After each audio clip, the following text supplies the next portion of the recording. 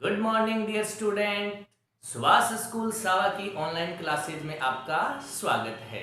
मैं पवन शर्मा लेकर आ रहा हूं आज की ऑनलाइन क्लास। आज की हमारी ऑनलाइन क्लास इनऑर्गेनिक केमिस्ट्री से रिलेटेड होगी, जो कि हमारा चैप्टर चल रहा है पी ब्लॉक एलिमेंट। उसमें हम आज टॉपिक लेकर आ रहे हैं फॉस्फोरस के ऑक्सो अम्ल। तो फॉस्फोरस के जो ऑक्सो अम्ल बनते हैं वो कितने प्रकार के बनते हैं, क्या उनकी संरचना होती है, कितनी उनकी क्षारकता होती है, टॉपिक लेकर आ रहे हैं। वीडियो को आप लास्ट तक देखें और इससे संबंधित नोट्स बनाएं और लास्ट में जो आपसे एक सवाल पूछा जाएगा उसका आप कमेंट बॉक्स में आंसर दीजिए। ओके, तो आज का हमारा टॉपिक है फॉस्फोरस के ऑक्सो अम्ल।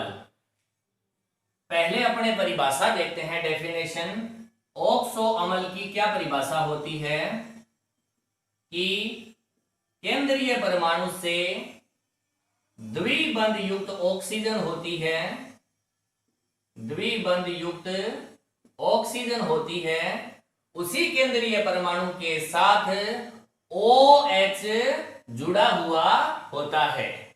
यानी कि उसे ऑक्सो अम्ल बोलेंगे जिसमें केंद्रीय परमाणु के साथ डबल बॉन्ड युक्त ऑक्सीजन होगा और उसी केंद्रीय परमाणु के साथ क्या जुड़ा हुआ होगा, OH जुड़ा हुआ होगा। तो ये जो OH है वो हमें H+ देगा और H+ देने वाले क्या कहलाते हैं, अम्ल, और ऑक्सीजन युक्त है इसलिए इसे बोलते हैं ऑक्सो अम्ल।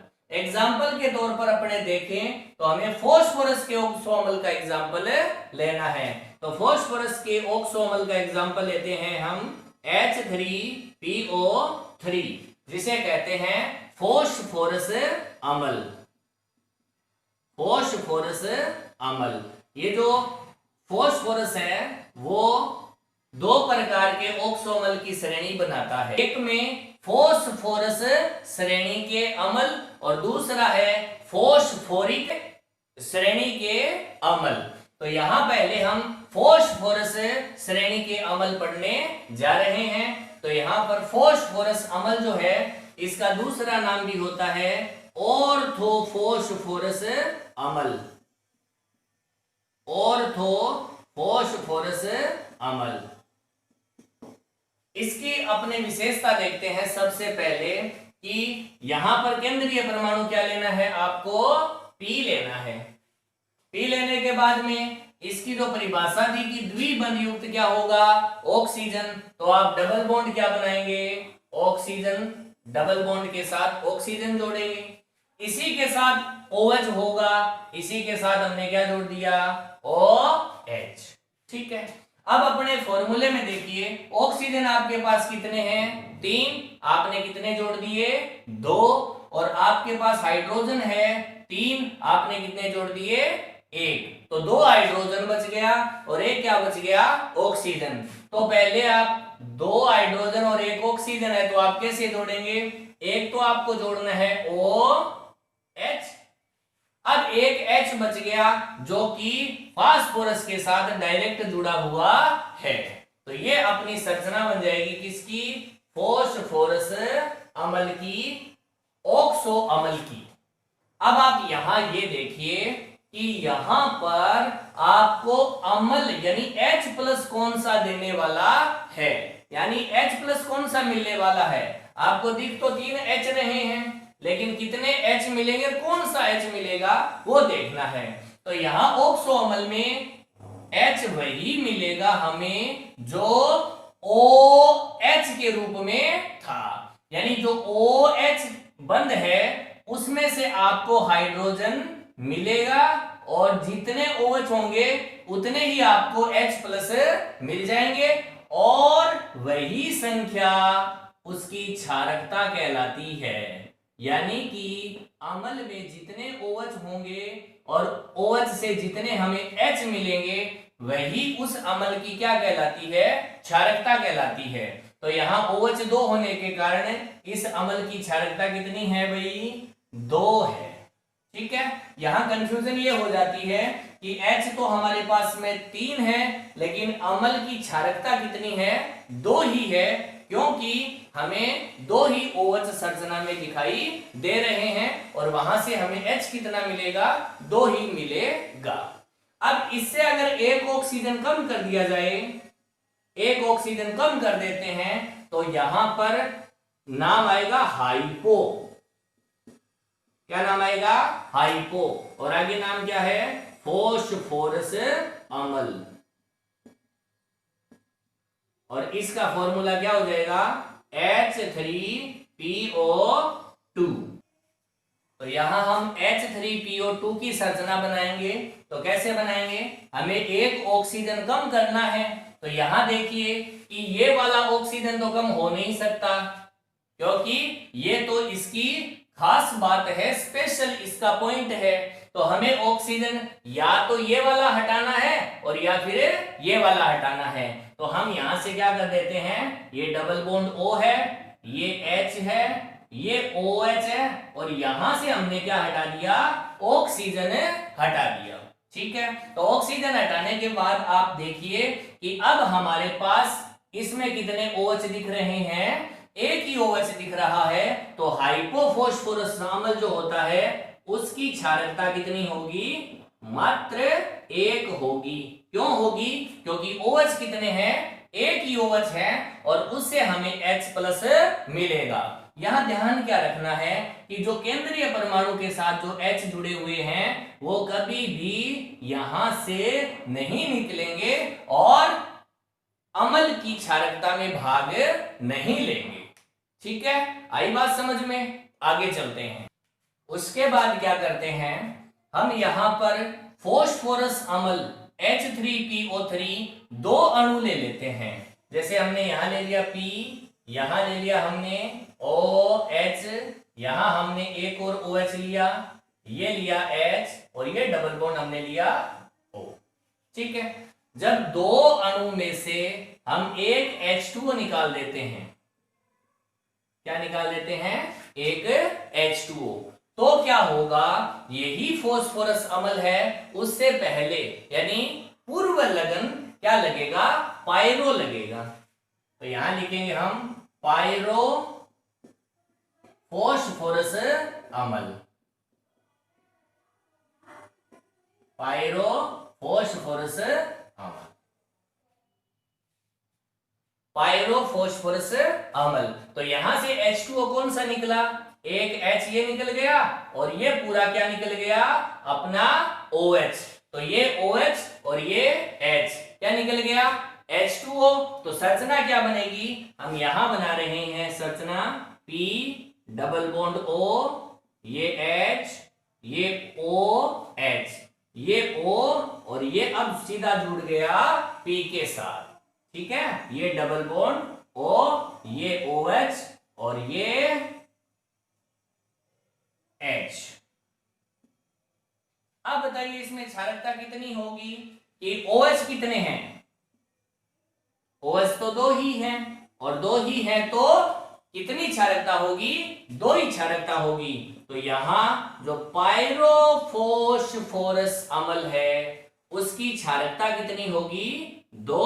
और फॉर्मूला क्या हो गया पायरोफॉस्फोरस अम्ल का?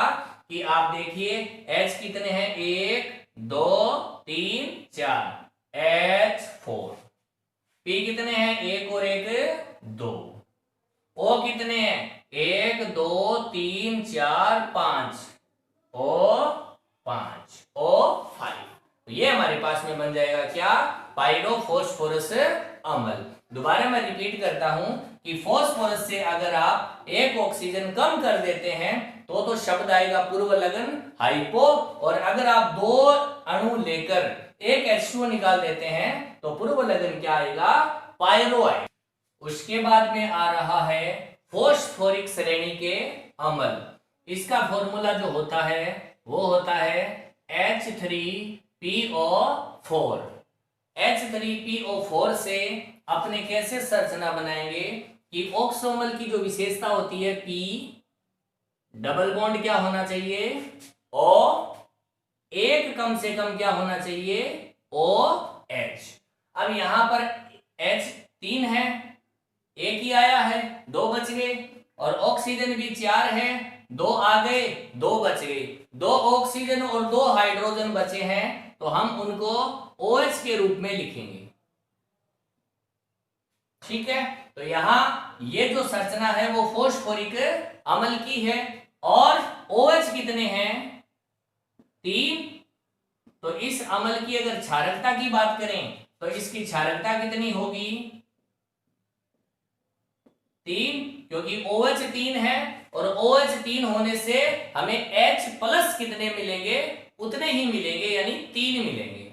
ठीक है, अब अपने फोस्फोरिक अम्ल से आगे कोई और ऑक्सोअम्ल बनाते हैं, तो हम क्या करते हैं, ये एक और लेते हैं, P डबल बॉन्ड O, यहां OH, ये भी OH और ये भी OH।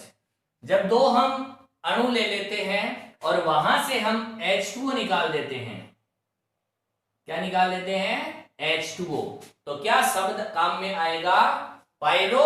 तो ये जो बनेगा वो बनेगा पायरोफोस्फोरिक अम्ल, पायरोफोस्फोरिक अम्ल। अब पायरोफोस्फोरिक अम्ल बनेगा तो इसकी अपने अगर फॉर्मूले की बात करें तो क्या होगा? H कितने बचे? 1 2 3 और 4, H4। P कितने हैं? 1 और 1 2। O कितने हैं? 1 2 3 4 5 6 7। O कितने बचे? 7। तो ये जो फॉर्मूला है वो किसका होगा? पायरोफोस्फोरिक अम्ल का होगा। संरचना कैसे बनाएंगे इसी में देखते हैं। ये आएगा ऑक्सीजन और ये भी आएगा ऑक्सीजन। अब बात करें अपने किसकी? क्षारकता की। बात करें अपने इसकी क्षारकता की, तो क्षारकता में आप ध्यान से देखिए, इसके पास कितने OH हैं? OH हैं 1 2 3 और 4। तो 4 OH होने के कारण हमें H प्लस कितने मिलेंगे? 4 ही मिलेंगे, इसलिए इसकी क्षारकता कितनी आ जाएगी? 4 आ जाएगी। तो पायरोफोस्फोरिक अम्ल की ये संरचना हो जाएगी, ये फॉर्मूला हो जाएगा, और इसकी क्षारकता कितनी हो जाएगी? 4। अब अगर बात करें अपने कि फोस्फोरिक जो अम्ल है H3PO4, अगर हम इसी एक अणु से अगर H2O बाहर निकाल दें, 2 अणु ना लेकर एक ही अणु लेकर अगर इससे H2O बाहर निकाल दे, तो यहां जो पूर्व लगन आएगा वो आएगा मेटा। क्या आएगा? मेटा। तो मेटा और आगे है फोस्फोरिक अम्ल, मेटाफोस्फोरिक अम्ल। अब ये जो मेटाफोस्फोरिक अम्ल है इसका क्या फॉर्मूला होगा?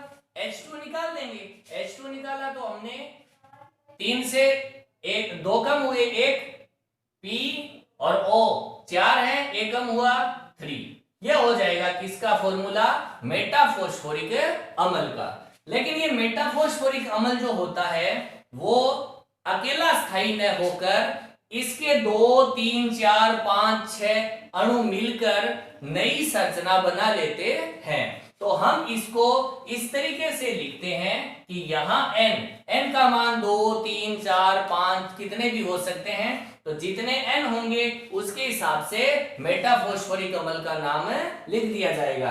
तो कई बार जैसे मान लो 5 6 होते हैं तो यहाँ मेटा के पहले पोली लिख देंगे, मेटाफोस्फोरिक अम्ल। कभी कभी ये चक्रीय संरचना भी बना लेते हैं, तो इसकी संरचना हो जाएगी क्या? साइक्लो के हिसाब से, साइक्लो मेटाफोस्फोरिक अम्ल। ठीक है, तो इस तरीके से आज हमने देखा किसको? ऑक्सो अम्ल को। इस सारणी में हाइपोफॉस्फोरिक अम्ल की क्षारकता बताइए।